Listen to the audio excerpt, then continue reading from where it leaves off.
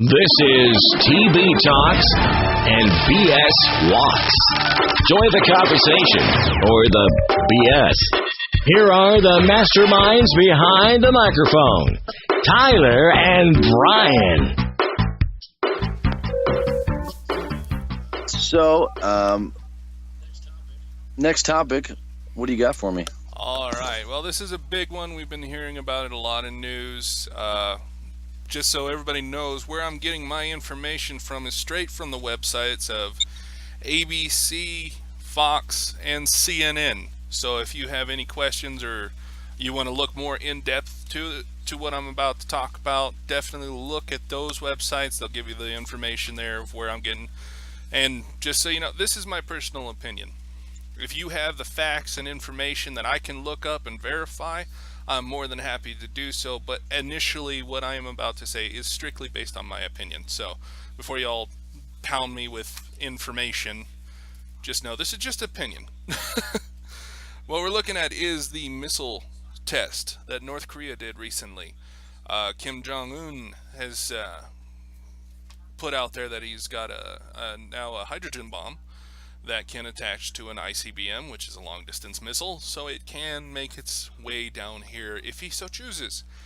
And we have, let's see, I've got a few here to go over. We had CNN, basically, getting on to Trump for being aggressive, which that's his personality. He is aggressive, but that's getting on to him, saying he's not thinking things through. Been fighting the South Korean president, Mr. Moon. I don't know, his full name always seems to escape me, but he's been fighting with Mr. Moon over the phone on how to handle this situation. So it's just been a big mess there. We have Nikki Haley from Fox wanting to do strong sanctions against North Korea due to the test, but Fox made no mention of arguments over the phone. It's amazing how much information gets left out in between news outlets. That's kind of why I went to all three, to kind of point out it's strange that news outlets will bash one thing, leave out other information, and then the next one will bash one thing but leave out other information. It's like if you get all three of them, apparently he was arguing with Moon over the phone. They want to do sanctions, but they don't want to mention the president's add-ins with Mr. Moon, if he so is. And then we have Ted Cruz, not exactly agreeing with how the president is approaching, but believing we need to do something. And then we have Joaquin Castro claiming that this shouting match over Twitter is going to escalate the situation. Now, again, this is just an opinion of mine, but I don't believe blaming Twitter or YouTube for escalating issues is valid. I think that would probably be something they're doing over the phone, or Trump is doing through China, basically. Well, that's, again, my opinion. You talked about Schumer. Didn't you just mention him? No, Joaquin Castro. I got Ted Cruz. I got Nikki Haley. But I have not...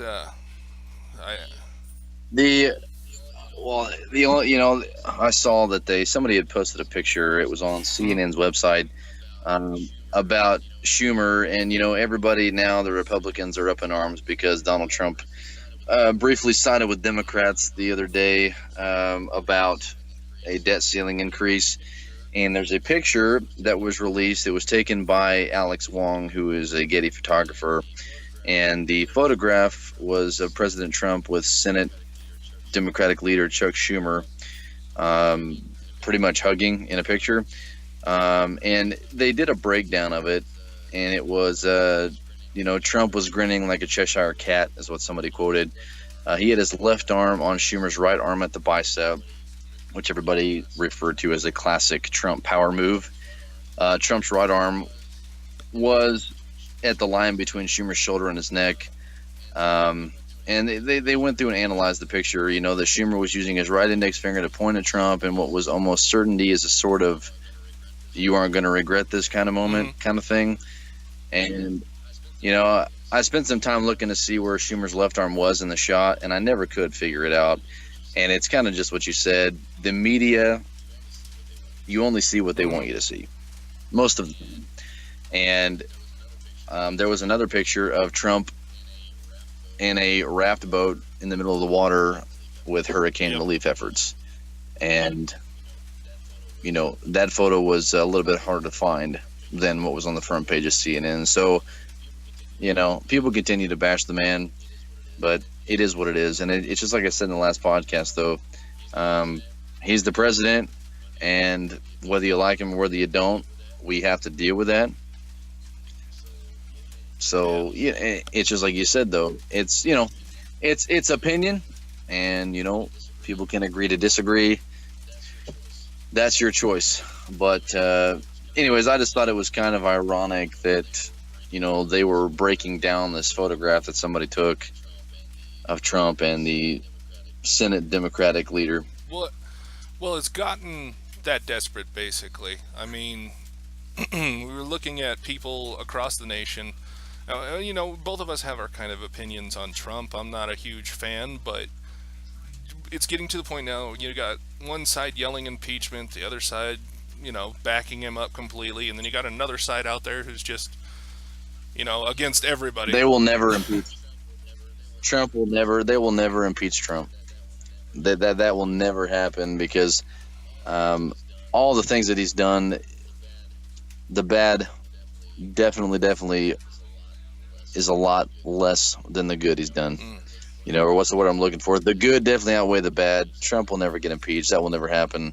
You know, I mean, they don't have the balls to do it anyways, in my personal opinion. The problem I have is the micro, you know, the little micro stuff that they have to point out. Like, why are you going to go through such an analytic review of a picture about where they're holding arms and who's doing what and who's pointing where, just so you can try to make somebody look bad when you're that desperate? Just let it go.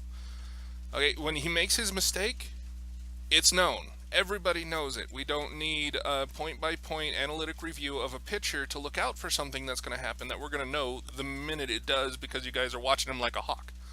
So calm down. That's my thing. Just chill out. It'll happen.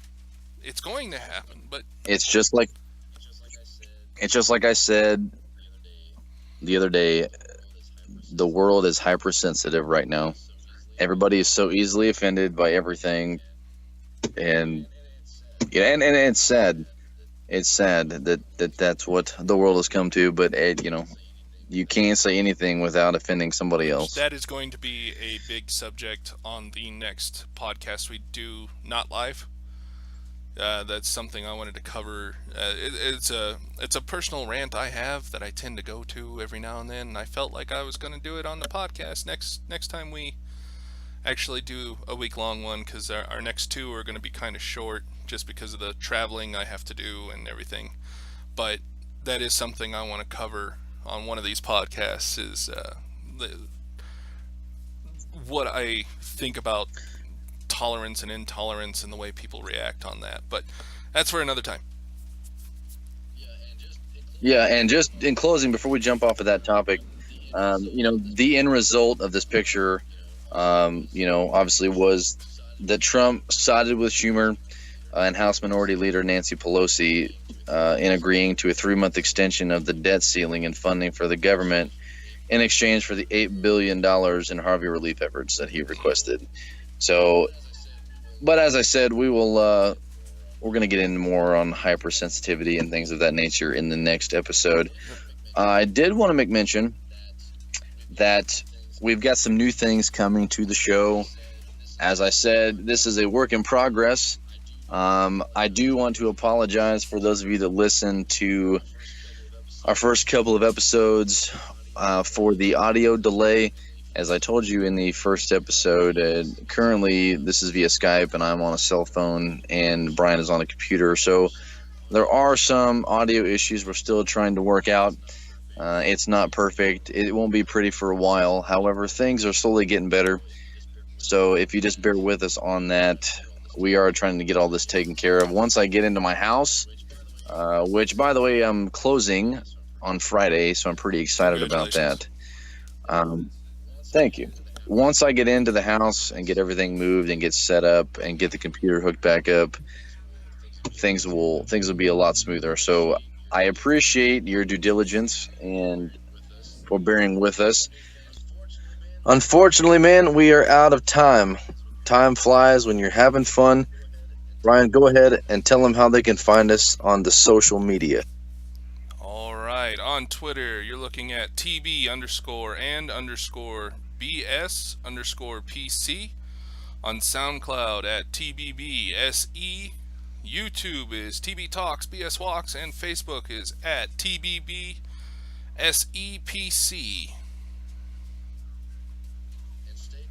And stay tuned for more episodes coming your way on TB Talks and BS Walks.